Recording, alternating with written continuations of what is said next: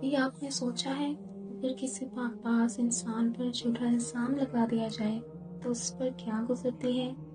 آج ہم ذکر کریں گے ایک ایسے نبی کا جن پر ایک عورت نے جھوٹا الزام لگایا۔ یہ قصہ ہے حضرت یوسف علیہ السلام کا اور وہ لمحہ جب عزیز مصر کی بیوی نے ان پر تہمت لگائی۔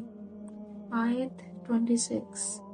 یوسف علیہ السلام نے کہا، یہی عورت مجھے اپنی طرف مائل کرنے کی کوشش کر رہی تھی، اور اس کے اپنے ہی گھر کے ایک شخص نے گواہی دی، اگر یوسف علیہ السلام کا کرتا آگے سے پھٹا ہے تو عورت سچی ہے اور یوسف علیہ السلام جھوٹوں میں سے ہیں۔ یہ وہ لمحہ تھا جب حضرت یوسف علیہ السلام پر جھوٹا الزام لگایا جا رہا تھا، ایک پاکیزہ اور معصوم نبی پر فریب کا الزام، لیکن اللہ تعالیٰ نے حق کو ظاہر کرنے کا سامان خود کر دیا۔ ایک گواہ جو عورت کے خاندان سے تھا نے عقل و انصاف سے فیصلہ تجویز کیا، اگر قمیض آگے سے پھٹی ہو تو عورت سچی، لیکن اگر پیچھے سے پھٹی ہو تو وہ جھوٹی۔ یہ آیت ہمیں ایک گہرا سبق دیتی ہے، اللہ تعالیٰ ہمیشہ سچ کو نمایاں کر دیتا ہے، چاہے وقتی طور پر جھوٹ غالب دکھائی دے۔ آیت 27۔ اور اگر اس کا کرتا پیچھے سے پھٹا ہوا ہو تو عورت جھوٹی ہے اور یوسف علیہ السلام سچوں میں سے ہے۔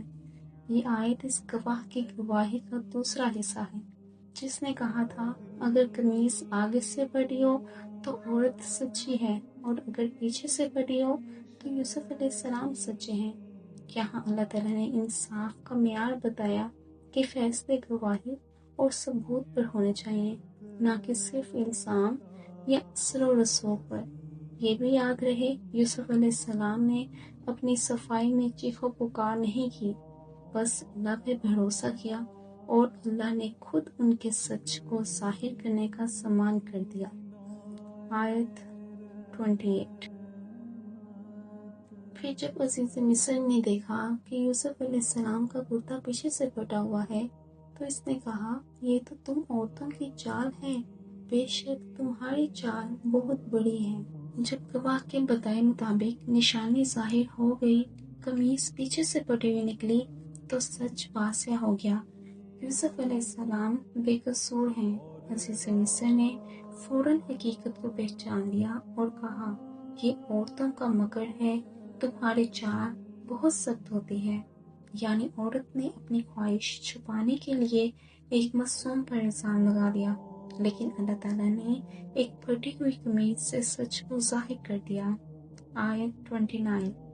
عزیز مصر نے کہا، یوسف علیہ السلام، تم اس بات کو جانے دو، اسے بھلا دو، اور اپنی بیوی سے کہا، تو اپنے گناہ کی معافی مانگ، یقیناً تو ہی خطا کاروں میں سے ہے۔ یہ آیت حضرت یوسف علیہ السلام کی بے گناہی کے واضح اعلان پر ختم ہوتی ہے۔ عزیز مصر نے معاملہ سمجھ لیا کہ یوسف علیہ السلام پاک ہیں اور اس کی بیوی ہی قصوروار ہے۔ اس نے نرمی اور سمجھداری سے فیصلہ کیا، یوسف علیہ السلام کو حکم دیا کہ اس واقعے کو بھلا دو، اور اپنی بیوی کو کہا، اللہ سے توبہ کرو، تم سے غلطی ہوئی ہے۔ یہ لمحہ ہمیں سکھاتا ہے کہ سچائی کی طاقت شور نہیں مچاتی مگر اثر چھوڑتی ہے۔ یوسف علیہ السلام نے کوئی احتجاج نہیں کیا بلکہ اللہ پر بھروسہ کیا، اور اللہ نے خود ان کے لیے عزت کا راستہ کھول دیا۔ آیت 30۔ اور شہر کی عورتیں کہنے لگی، عزیز مصر کی بیوی اپنے غلام یوسف کو اپنی طرف مائل کرنے کی کوشش کر رہی ہے، یقیناً وہ اس کی محبت میں دیوانی ہو گئی ہے، ہم تو اسے کھلی گمراہی میں دیکھتے ہیں۔